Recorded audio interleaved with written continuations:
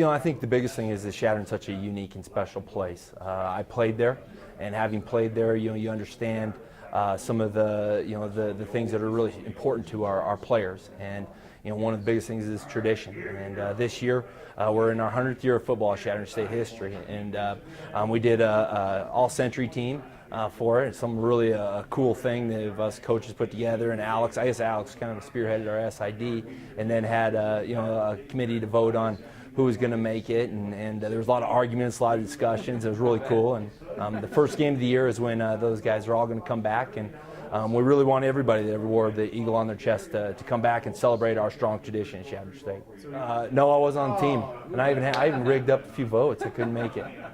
I think the start off on the positive note is we got John McClain coming back, and also Sam Parker. Both of those two guys are in key spots. Sam's our center, John's our quarterback, and both of those two positions require a lot of vocalism and a lot of leadership within our team. And one thing we just talked about was tradition, and good teams, they replace the guys that were there before, and that's going to be a hard order.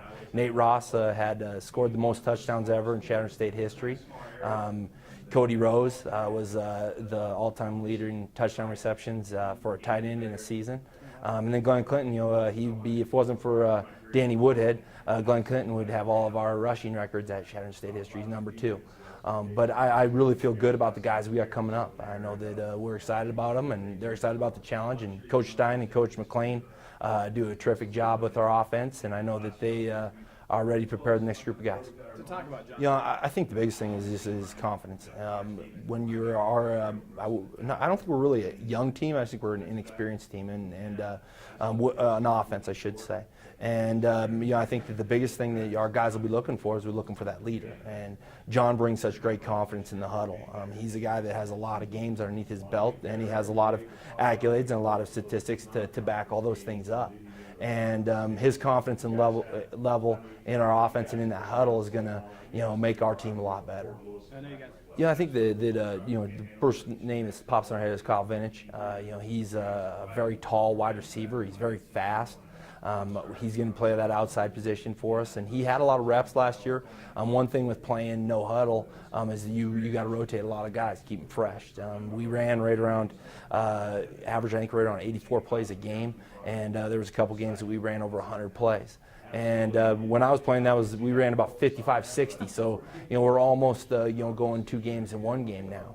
And with that being said, you have to be in shape, and a lot of guys get reps. And Kyle Vinich had a great year yet last year, and I know he's ready to take those next steps.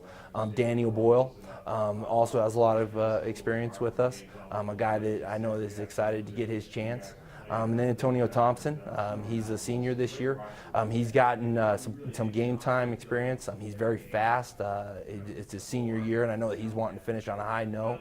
Then for our inside receivers, I think that we've got about 3 or 4 guys there that, at the end, Austin Stevens is very good, Ethan Bauer, and then Zach Bargan also is a kid that is got some playing experience from also.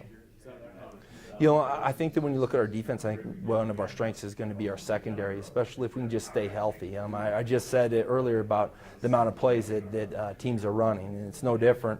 Our conference is loaded with no-huddle teams. I think the Pueblo is the only team that huddles, and rumor is they're no longer huddling. So there is a lot of teams that get a lot of plays, and our secondary I think should be fairly strong with Lane in there. Keanu Casey's also a senior. We also got the freshman newcomer of the year, Ryan Wood, who's returning. Jordan Jones also started there. Then in our linebacker core, I think that we should be very solid there. Dylan Furrier is returning. He's all-conference performer. We have some other guys that are going to be fighting for those other positions. I know in the spring that when we came out, we felt fairly confident at that position. Our D-line is going to be we got some seniors there, but also I think we're going to have some young kids in that position also. And with that, I think we're going to be talented with those young kids too.